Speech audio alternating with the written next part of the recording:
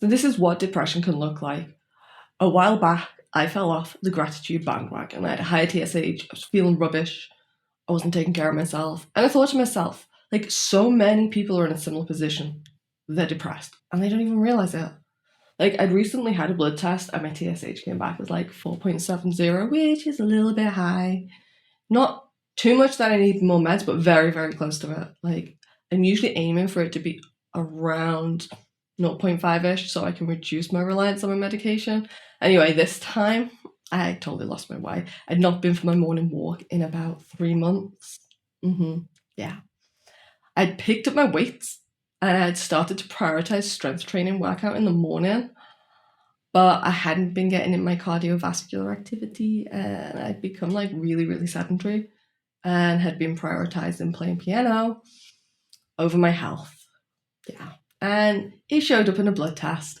So how did I get myself back on track? This is how. I said to myself, health first, self-maintenance next, and then the home. So what's the difference between like health first and self-maintenance? Kind of sounds similar. So health for me is like exercise routine, eating well, sleep hygiene, whereas self-maintenance can be things like taking care of my nails, straightening my hair, doing my makeup. Like, generally that helps me feel better, but it's not essential. And then after self is home. This means like do the dishes after I've used them. Don't just leave them around all day and don't leave them till the next day. Yeah. I know I'm guilty of that. I know some people are too. Like, it's a thing we do. We're humans. So like I made the drying space smaller so I'm visually prompted to put them away sooner. Like, it's worked. I got a dopamine boost. And it means generally I keep my space like cleaner and clutter free because it's smaller. So it's like, it's just easier on my brain. So like at this point, I'd made myself the priority again. Like, I'd started a simple lifting routine and I started going out for my morning walks again. And like I saw a woman walking her dog and she was like puffing away on a cigarette. And that's when it hit me. Like, so many of us are depressed in some way. Like, imagine this, okay? Imagine big blue skies sweeping across a blue flag beach. Waves are crashing. It's a lovely, crisp morning. Like, the sun is starting to come up. It's a safe area. Like, people can walk on their own. Like, I've never seen anyone be arrested here. Like, it's literally lovely. There are palm trees lining the beach. There's like a nice little grass centre running along the pavement area. Again, with more palm trees, pretty plants, flowers, bushes, benches, lighting for an evening. Like, it's lovely. Like, there's public toilets on the beach. There's like beach bars. Like, sometimes they have live music on. And then take all that in and then be like, and now I still need more dopamine. To me, that's depression. In some way, like, you have all this, but then it's not enough. And that's when it hit me that I hadn't been practicing gratitude. I hadn't been practicing being grateful. And a while ago, I'd stopped journaling. It became like tedious and it wasn't really like giving me what I need. Like, it kind of served its purpose. But one main goal I'd look at every morning and night that I'd forgotten about is the magic ingredient, and that's gratitude. I'd ask myself, like, what are you grateful for today? And I'd write it down and I'd stop doing that. So like, I'm really thankful that I saw that woman coughing and spitting and smoking while walking a dog, because it really helped me remember that so many of us are doing literally the best we can. And even then, we sometimes still fall short on what we need. So like, dopamine. Dopamine is what we need, but not just dopamine on its own. When practicing gratitude, like, oxytocin gets released as well. And don't get that from cigarettes. It's the bonding hormone, and it's released when you practice gratitude, but also in social situations as well. Like, it's produced in loads of different ways. So oxytocin protects the heart, and dopamine gives us that sense of reward. Essentially, all a lot of us want is to basically feel some love in our lives a little bit more, and to fall in love with our lives a little bit more. So like, whether it's a quick sugar fix or the cigarette or alcohol or party powders or like casual sex with people every week, watching stuff on the hub, gambling, like, it's all just a quick fix really. And it doesn't really address the root cause, which I'm pretty sure is a lack of social connection, a lack of love for ourselves, practicing gratitude for ourselves and for others, basically like loving our lives more. I'm pretty sure that's what we really want. And to be clear, like this isn't some like righteous like hammer smacking down on the quick fixes. Like they can be fun like every now and again, you know, but like if they're over relied on or like used too frequently to relieve stress, that's when a problem can occur. Like they stop being fun and they start being habitual and addictive. And to me, that's just depression dressed up differently. And depression looks different to different people. It's not just like the same for everyone. So like keeping this in mind for ourselves, like it can help treat others with kindness, patience, and compassion, but it can also do it for ourselves as well. So like at the end of the day, we're all gonna be human, imperfect. But what this did is it reminded me to be thankful. It reminded me to practice gratitude. And as I came home, I said to myself, start being thankful for literally everything in your life. Like, literally everything. Like, start when you wake up, when you have food to eat, when you have somewhere warm to enjoy your food. Like, for everything. And that's quite often what I used to say I was thankful for when I journaled, but I then stopped.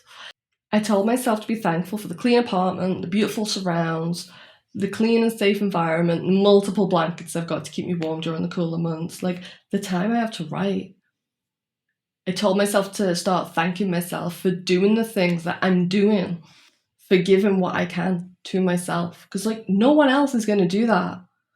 And from there, it's so much easier to be thankful and grateful to others. It's just like being kind to myself. Like if I'm not kind to myself, that's the standard I'm going to set for how I allow others to treat me as well. And that's when the penny dropped. In the same way, thanking myself for what I do sets a standard for what I love about my life. So getting back out and doing something for me and thanking myself for it was a big wake-up call, and it was just what I really needed as well. Like, I'm in a great position. I can choose whatever food I want from the supermarket. It sounds simple, but I can.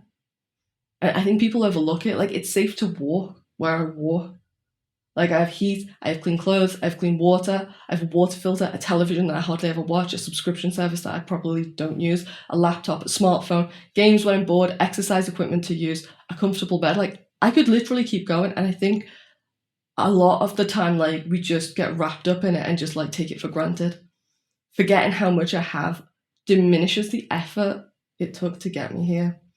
And that was another wake-up call when the penny dropped. Like, I'd become complacent, basically. And it's kind of embarrassing to admit that. Because when that happens, like, it's like, oh, cringe. But it can be a useful tool. Used like sprinkles. Like, too much of it can keep us down, but, like, just enough can wake us up. So instead, I'll be kind to myself and not punish myself for being human. I encourage you to do the exact same as well. So I'm going to go through some key takeaways for what depression can look like. It can look like resting more than usual without any relief. So you can find energy in nutrition, sunlight, socializing, and good quality sleep. Reaching for that quick acting, short-lasting dopamine hits from sources that do not add value or meaning to your life, stop. And like literally just reflect on what you want for future you. Like, how do you imagine your life to look? Deprioritizing yourself as your first investment. So, how to fix it? Center yourself again and get moving.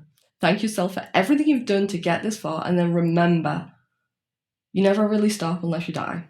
So keep going until that point. Another one is, remember, depression isn't always end of line thoughts. Sometimes it's small, insidious, creeping. It's like it's all hidden. And then all of a sudden, like, it just like creeps around our eyes and our hearts. It's like kind of like a shroud looming over us, like doubt. Fix. Pull the curtain on your eyes and remember what you want from yourself. Next one, it's needing medication to live because your mind and body gave up a long time ago, but you're still hitting it. Every year you get a bit better, you wonder if you'll ever be free, and then you realize freedom is just another illusion because things in life are always a paradox. To gain more freedom, you usually need to accept more responsibility for yourself. That's always important to remember. Another one is, enjoying life isn't about not doing the things you know won't help. It's not about fully abolishing the short-acting dopamine either. It's never about what not to do. It's about being the person you've always wanted to be. It's about living the life you've always wanted to live. It's about what you do want. Another one is deep down, no one's ever going to really care about your life more than you do. Like, don't care too much though. Like, you'll probably just end up with anxiety as well as depression, like, let's be honest. Another one is giving thanks to yourself. Seems kind of strange at first. Like, you're just like, this is weird.